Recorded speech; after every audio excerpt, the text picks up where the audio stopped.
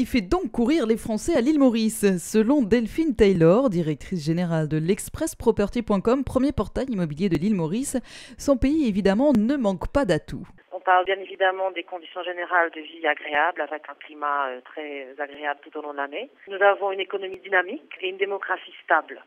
Mais principalement en ce moment, c'est vrai que c'est surtout la fiscalité qui favorise l'investissement à Maurice, parce qu'on a une fiscalité très avantageuse, plafonnée à 15% pour les impôts sur le revenu et les impôts sur les sociétés. Il ne faut pas oublier également une filière immobilière très sécurisée, soutenue par le gouvernement, qui a multiplié ces derniers mois les régimes préférentiels d'investissement.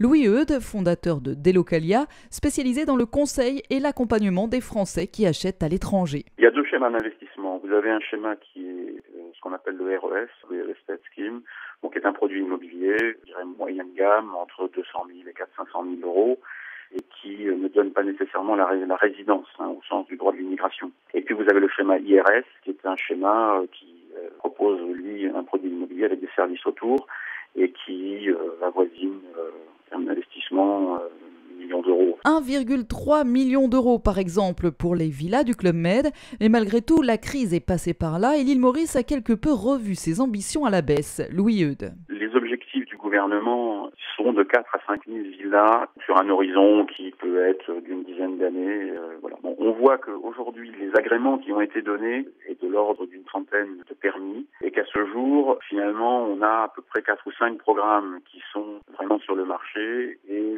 sans doute peu qui proposent une véritable offre avec un certain volume. Ceci dit, à côté des villas reste une autre alternative aux investisseurs potentiels, l'acquisition d'une simple chambre d'hôtel.